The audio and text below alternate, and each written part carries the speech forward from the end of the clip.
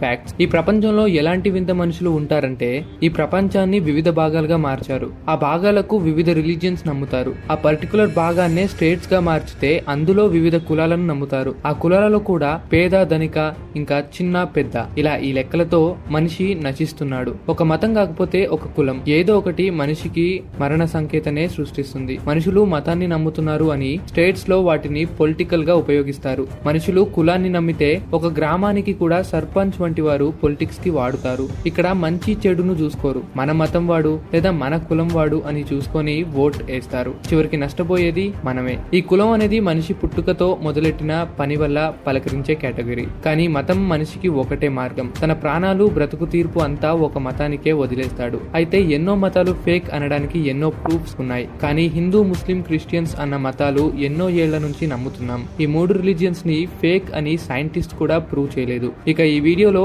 ఈ మూడు మతాలు ఎలా వచ్చాయి, అలాగే ఏ మతం గొప్పది ఇంకా పెద్దది అనేది నిర్భయంగా మాట్లాడుకుందాం. టాపిక్ కొంచెం కాంట్రవర్షియల్ గా ఉన్నా సరే నేను అనుకున్నది సూటిగా పోర్ట్రే చేస్తాను. ఎందుకంటే నాకు ఎవ్వరి మనోభావాలతో పని లేదు. నా ఈ ఐడియాలజీని ప్రెజెంట్ చేయాలి అన్న ఆలోచన తప్ప. ముందుగా సైంటిఫికలీ ఈ మతాలు నిజం అని ప్రూవ్ చేద్దాం. ముందు ఖురాన్ ని ఆధారంగా చూసుకుంటే మన అర్త్ ఎగ్ స్ట్రక్చర్ రెఫరెన్స్ తో కూడినది అని ఖురాన్ లో చెప్తారు. ఎగ్ స్ట్రక్చర్ అంటే అర్త్ లోని లేయర్స్ లాగా, just like inner core, outer core, mantle ఇంకా క్రస్ట్ ఇవన్నీ ఎగ్ లాగానే ఉంటాయి అనేది వాస్తవం. అర్త్ స్ట్రక్చర్ ని సైంటిస్టుల కన్నా ముందే ఖురాన్ లో కనుక్కున్నారు. ఇంకా హిందూ విషయానికి వస్తే అర్త్ ఈస్ నాట్ ఫ్లాట్ అనే వర్డ్ ముందు హిందూజమే ప్రూవ్ చేసింది. అర్త్ ఒక స్పెరికల్ షేప్ అని కూడా హిందూ మతమే ప్రూవ్ చేసింది. అప్పటికి ఎవరు నమ్మకుండా కొట్టేసేవారు. కానీ ఇప్పుడు ప్రపంచం అంతా తెలుసు earth is really not flat అని. ఇంకా క్రిస్టియానిటీ కూడా నిజం అని చెప్పడానికి ఆధారం సైంటిస్ట్ కన్నా ముందే అర్త్ ఒక రౌండ్ షేప్ అని బైబిల్లో రచించి ఉంది. ఇంకా మనిషి పుట్టుక మరణం గురించి కూడా చక్కగా వర్ణించారు. ఇలా వివిధ రకాలుగా హిందూ, ముస్లిం, క్రిస్టియన్ అనే మతాలు సైన్స్ కన్నా ముందే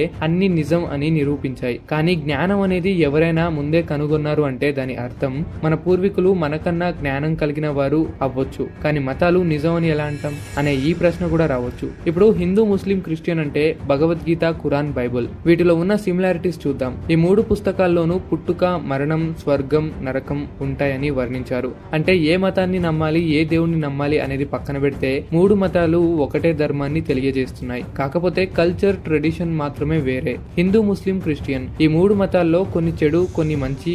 ఆ చెడు ఏ మూడో నమ్మకం.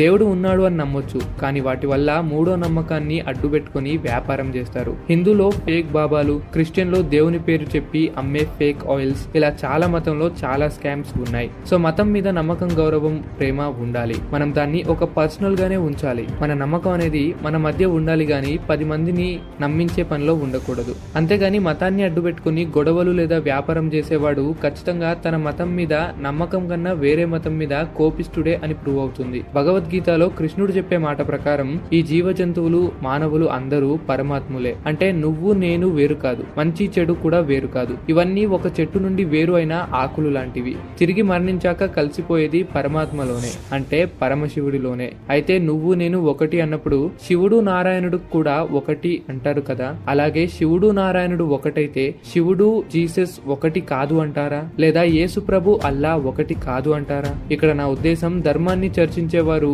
ఒక గీత మీదే నడిచిన వారు దేవుళ్ళు, వారంతా ఒకటే అని కృష్ణుడే చెప్పాడు. అలాగే యేసుని మాత్రమే నమ్మండి అని యేసు ప్రభువే చెప్పాడు. అంటే సృష్టి మొత్తానికి యేసు ప్రభువే దేవుడు, కానీ సృష్టి మొత్తానికి కృష్ణుడే దేవుడు. అలా ఎలా? ఎందుకంటే ఇద్దరు ఒకటే, ఇద్దరు పరమాత్ములే. అల్లా, ఈశ్వర, యేసు ముగ్గురు పరమాత్ములే. ముగ్గురు కూడా ముగ్గురు కాదు, ఒక్కరే. దీన్ని నిజం అని ప్రూవ్ చేయడానికి మరో ఆధారం. ముందుగా హిందూ వర్షన్. విష్ణుమూర్తి ధర్మాన్ని కాపాడడానికి స్వయాన్న రాడు, కానీ మత్స్య, కూర్మ, రామకృష్ణ వంటి అవతారాలు ఎత్తి వస్తాడు. అలాగే ఆ విష్ణుదేవుడు ధర్మాన్ని కాపాడడానికి అల్లా, యేసులా వచ్చి ఉండొచ్చు కదా. అయితే అల్లా, యేసు ప్రభు విష్ణుదేవుని అవతారం అంటే మీకు కోపం రావచ్చు, కానీ నా ఉద్దేశం అల్లా, జీసస్ విష్ణు అవతారాలు అని కాదు. కానీ ఆ జీససే విష్ణుమూర్తి, అలాగే ఆ విష్ణుమూర్తియే అల్లా. ముగ్గురుగా పిలువబడే ఒక్కటే దేవుడు పరమాత్మ. పరమాత్మ అంటే శక్తి. ఇంకా సైన్స్ లో కూడా ఈ యూనివర్స్ అనేది శక్తితో సృష్టింపబడింది అని అంటారు. శ్రీకృష్ణుడే చెప్పాడు అందరూ శక్తిలో భాగం అని, ఐ మీన్ పరమాత్మలో భాగం అని. అందరం ఒక శక్తితో వ్యాపించిన బిగ్ బ్యాంగ్ థియరీలా